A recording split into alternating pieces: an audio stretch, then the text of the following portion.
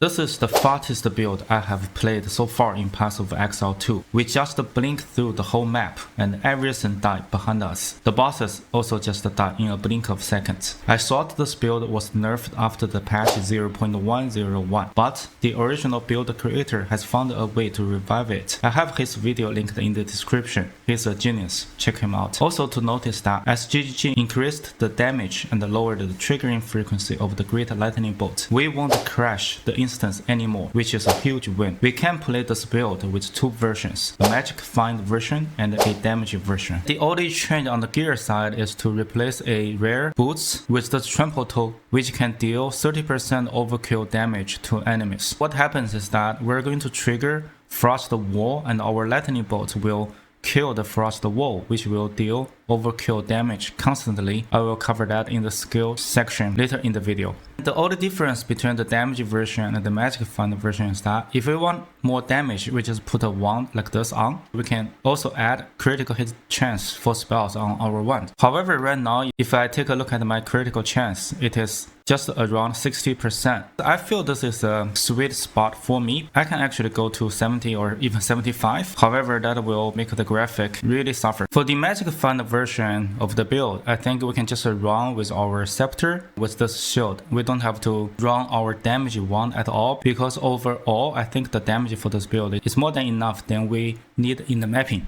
If we put all of our magic find gear on, we are basically at over 400% rarity. This is really good for us to find a lot of good loot. Just a reminder that when we are picking up our scepter, use the all main sector, because this will grant us the Malice skill. This is an aura which is automatically casting critical weakness to our enemies. This is really great. We don't have to click any button to run this. On the skill side, Great Lightning Bolt, we're using Considered Casting, Concentrated Effect, Spell Echo, and Ingenuity. This will bring the cooldown of the skill, so we can trigger this much more. Another change is on the cast on critical. We're using Frost Wall and Spell Cascade. Plug in with Impetus and Energy Retention. It will trigger on itself a lot, and it can chain indefinitely sometimes. When we are fighting a boss, you can see the Frost Wall is just triggering all the time, and we create a lot of damage there. And our lightning bolt will kill our frost wall and deal the overkill damage is increased by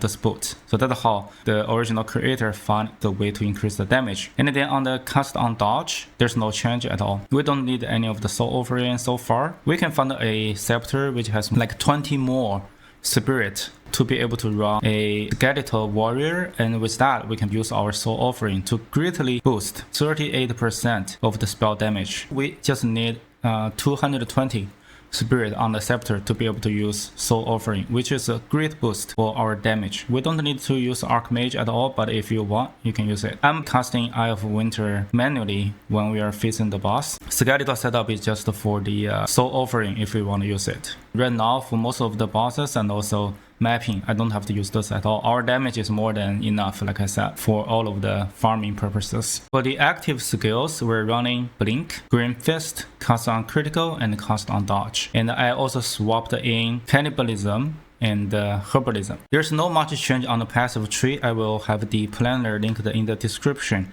So what have changed is that I dropped 4 of these nodes for the cast speed, and then put 4 of them into this energy cluster here. Because we're using cast on critical with frost wall, we need more energy to trigger our skill more often and also refund, save a lot of the energy as well. Other than that, I think I just leveled a little bit, then I put 2 points down here to add another jewel socket. The only necessary and expensive gear for this entire build is this chest. If we can really afford a Temporalis, I would really recommend we check this out. This build feels really satisfying. And I have Ingenuity belt here, which is expensive, but we don't really need to have this. We can just have a rare belt here to fill all the resistance gaps. One thing to notice that if our critic chance is so high, when we are fighting with the bosses who can have multiple phases, during the phasing, because our frost wall will keep triggering, we might have to basically deplete our entire mana pool very fast. I think there's a unique mana flask we can use to just refill all of our mana pool once we use the mana flask. but that is very expensive one. Other than that, I think we should be fine. You can just play around with adding crits on the tree, on the gear, and then see how do you like it. If you like this video, please comment, like, and subscribe to support us. If you have any question about this build and how to play it and how to gear this properly, you can join our Discord channel to ask me any questions at any time. Thank you a lot for watching. See you in the next one.